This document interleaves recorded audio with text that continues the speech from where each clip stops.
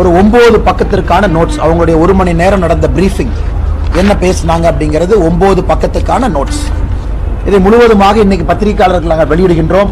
இத்தனை காலமாக திராவிட முன்னேற்ற கழகம் அதனுடைய தலைவர்கள் எல்லாம் தமிழகத்திலே சொன்ன கட்டுக்கதை, கச்சத்தீவு காங்கிரஸ் ஆட்சி கொடுத்துட்டாங்க, எங்களுடைய போராட்டத்தையும் தாண்டி கொடுத்துட்டாங்க, எங்களை கேட்காம கொடுத்துட்டாங்க, அதனால் நாங்கள் கண்டனம் செய்கின்றோம் என்று பாராளுமன்றத்திலிருந்து வெளிநடப்பு செஞ்சாங்க. குறிப்பாக அப்பொழுது பாராளுமன்ற உறுப்பினராக இருந்த செல்லியன் ஐயா பாராளுமன்றத்தில் இதை பற்றி தெல்ல தெளிவாக என்ன பேசியிருந்தார்னா, அப்போதைய முதலமைச்சர் டாக்டர் கருணாநிதி அவர்கள்ட்ட யாருமே கேட்கல, எங்களுடைய அனுமதி கேட்கல, எங்களுக்கு தகவல் கூட சொல்லல, காங்கிரஸ் அரசு எதையும் கேட்காமல் அவர்கள் பாட்டு கச்சத்தீவை கொடுத்திருக்கிறாங்க, இதை வன்மையாக கண்டித்து நாங்கள் வெளிநடப்பு செய்கின்றோம் என்று கலாட்டா செய்து அன்னைக்கு உள்துறை அமைச்சராக இருந்த ஸ்வரன் சிங் அவர்களை பாராளுமன்றத்தில் பேசக்கூட திராவிட முன்னேற்ற கழகத்தினுடைய எம்பிக்கள் விடல, குறிப்பாக செலியன் அவர்கள் விடல.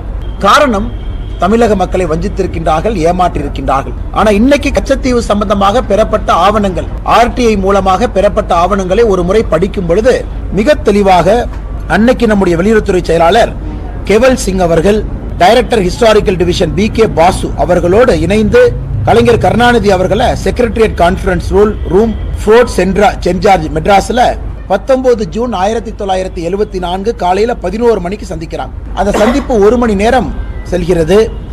அந்த சந்திப்பு முடிந்த பிறகு அந்த சந்திப்பினுடைய குறிப்புகளை டைப் அடிச்சு வெளியுறவுத்துறை அமைச்சர்களுக்கு ஒரு இன்புட்டாக அதை பதிவு செய்திருந்தார்கள். இத்தனை காலமாக இது கிளாசிஃபைடு மெட்டீரியலாக இருந்துச்சு. இன்னைக்கு அந்த மினிட்ஸ் ஆஃப் த மீட்டிங்கை நாம் பார்க்கும் பொழுது அதிலே மிக தெல்ல தெளிவாக தெரிகிறது, கச்சத்தீவு கொடுப்பதற்கு 1 மாத காலத்திற்கு முன்பு வெளியுறவுத்துறை செயலாளர் கேவல் சிங் அவர்கள் தமிழ்நாட்டினுடைய முதலமைச்சர் திரு கருணாநிதி அவர்களை சந்தித்து அனுமதியை பெற்று அதன் பிறகு கச்சத்தீவு இலங்கைக்கு கொடுக்கப்பட்டது என்பது தெல்ல தெளிவாக இந்த நோட்ஸ் நமக்கு காட்டுது. இந்த நோட்ஸ் பாத்தீங்கன்னா இது போல கிட்டத்தட்ட ஒரு 9 பக்கத்திற்கான நோட்ஸ், அவங்களுடைய 1 மணி நேரம் நடந்த பிரீஃபிங் என்ன பேசினாங்க அப்படிங்கிறது 9 பக்கத்துக்கான நோட்ஸ். இதை முழுவதுமாக இன்னைக்கு பத்திரிகையாளர்கள் நாங்கள் வெளியிடுகின்றோம். நேற்று பேசியது, இன்று பேசியது எல்லா காப்பியும் உங்களுக்கு கொடுத்துறோம். இதுல மிக முக்கியமானது, அன்னைக்கு முதலமைச்சராக இருந்த கலைஞர் கருணாநிதி அவர்கள் கேட்கிறாங்க, இதை ஒரு 2 வருடம் தள்ளி போட முடியுமா? இன்னைக்கு வேண்டாம், 2 வருடம் தள்ளி போட்டு கச்சத்தீவை நீங்க தார வாருங்க, இன்னைக்கு வேண்டாம் என்று சொல்றாங்க. கலைஞர் கருணாநிதி அவர்கள் இதுல தெல்ல தெளிவாக தமிழகத்தினுடைய முதலமைச்சராக கச்சத்தீவு இலங்கைக்கு கொடுக்கப்பட்டதிலே அவருடைய முடிவும் இதில் இருந்துச்சு. அதுல எந்த மாற்று கருத்தும் இல்லை. சகோதர சகோதரிகள், இதை படிக்கும் பொழுது உங்களுக்கும் தெரியும்.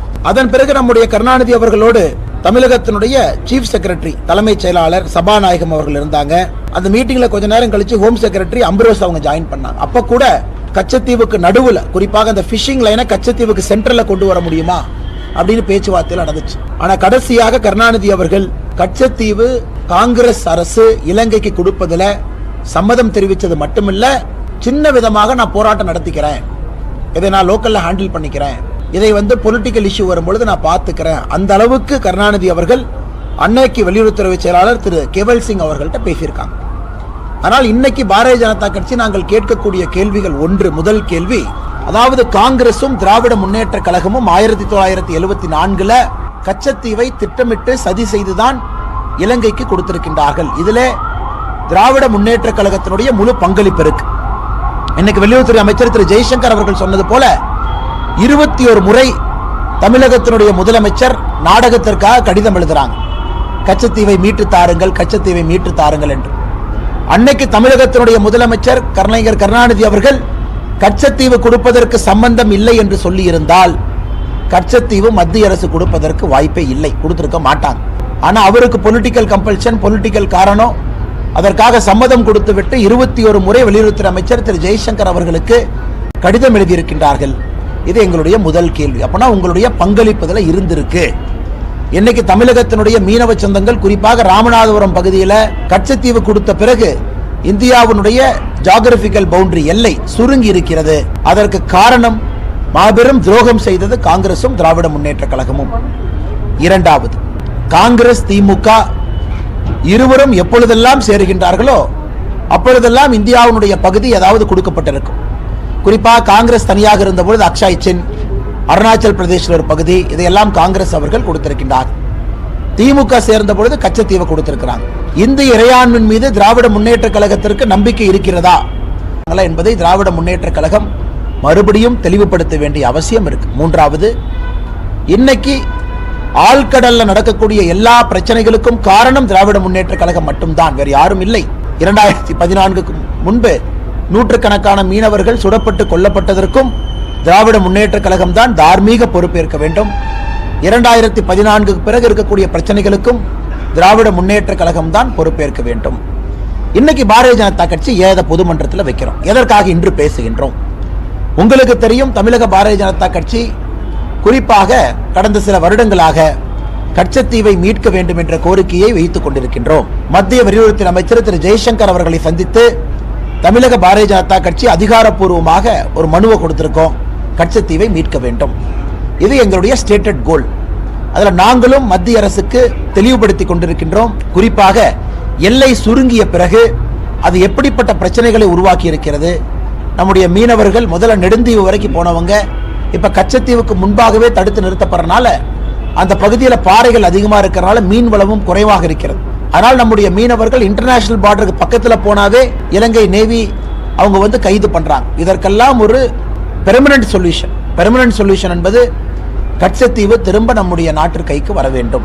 அது மட்டும் இல்லாம ஆர்டிகல் 6 அதன்படி தமிழக மீனவர்கள் கச்சத்தீவுல போய் வலைய போடலாம், உலர்த்தலாம், அங்கே கச்சத்தீவுல இருக்கலாம், ஆனா தங்கக்கூடாது என்கின்ற ஆர்டிகல் 6ஐயும் கூட இந்த அக்ரிமெண்ட்டுக்கு பிறகு ஒரு வருடம் கழித்து அதையும் கூட காங்கிரஸ் ஆட்சி ஃபாரின் செக்ரட்டரி லெவல் கொழும்புல இந்தியாவில் 2 ஃபாரின் செக்ரட்டரி இணைந்து ஆர்டிகல் 6ஐயும் வாபஸ் வாங்கிட்டான். அதன் பிறகு முழுமையாக கச்சத்தீவு என்பது இலங்கைக்கு சென்று விட்டது. ஆனால் இன்றைக்கு எங்களுடைய நோக்கம் திராவிட முன்னேற்ற கழகத்தினுடைய போலி முகத்திரையை மக்கள் மன்றத்திலே அம்பலப்படுத்த வேண்டும். எந்த அளவுக்கு சதி வேலையை செய்துவிட்டு கிட்டத்தட்ட இதே ஸ்டோரியை கடந்த 45 வருடங்களுக்கு மேலாக கச்சத்தீவு எங்களை கேட்காம கொடுத்துட்டாங்க, எங்கிட்ட அனுமதி கேட்கல அப்படின்னு தம்மாதுமான் பார்லிமெண்ட்ல எல்லாம் குதிச்சு இது ஏதோ காங்கிரஸ் செய்த சதி போல் பேசிக் கொண்டிருக்கின்றார்கள். ஆனால் இன்று நம் அனைவருக்கும் தெரியும், இந்த கச்சத்தீவை தாரை வார்த்தது காங்கிரஸ் மட்டுமல்ல, திராவிட முன்னேற்ற கழகம் சேர்ந்து செய்திருக்கக்கூடிய சதி. கச்சத்தீவை திரும்ப இந்தியா எப்ப கொண்டு வரும்? இதற்கான பதில் இன்னைக்கு வெளியுறவுத்துறை அமைச்சர் திரு ஜெய்சங்கர் அவர்கள் டெல்லியில் நடந்த பத்திரிகையாளர் சந்திப்பில் தெரிவிச்சிருக்கிறாங்க. என்ன சொல்லியிருக்கிறாங்க? அதாவது இந்த பிரச்சனையை தீர்ப்பதற்கு என்னவெல்லாம் சொல்யூஷன் டேபிள் இருக்கோ எல்லாவற்றையும் நம்முடைய மத்திய அரசு ஆராய்ந்து கொண்டிருக்கின்றார்கள். அதற்கு மேல் ஒரு மாநில தலைவராக பாரதிய ஜனதா கட்சி ஏன்னா ஆட்சியில் இருக்கும், இதற்கு மேல் நாம் பேச விரும்பவில்லை. ஏன்னா the ball is in central government's court. குறிப்பாக இன்னைக்கு வெளியுறவுத்துறை அமைச்சர் சொன்ன பதிலே போதுமான பதில். டேபிள் மேல் இருக்கக்கூடிய எல்லா சொல்யூஷனும் ஆராய்ந்து கொண்டிருக்கின்றோம். இதனுடைய அடிப்படை என்னன்னா, தமிழகத்தினுடைய மீனவ சொந்தங்கள் பாதிக்கப்படக்கூடாது, அதற்காக எல்லா ஆங்கிளையும் பார்த்துக்கிட்டு இருக்கோங்கிறாங்க. ஆனால் நிச்சயமாக நல்ல முடிவு இந்திய அரசு எடுப்பார்கள் என்கின்ற முழு நம்பிக்கை எங்களுக்கு இருக்கு. காரணம், இது மோடி அவர்கள், ஜெய்சங்கர்ஜி அவர்கள் இவர்களெல்லாம் தனி கவனம் இதில் செலுத்துறாங்க. ஆனால் இன்னைக்கு நாம் தெரிந்து கொள்ள வேண்டும், இது இல்லீகலி இலங்கைக்கு கொடுக்கப்பட்ட ஒரு பகுதி, இதுதான் உண்மை. இது அன்னைக்கே அடல் பிகாரி வாஜ்பாய் ஐயா பாராளுமன்றத்தில் மிக மிக கடுமையாக எதிர்த்திருந்தார்கள்.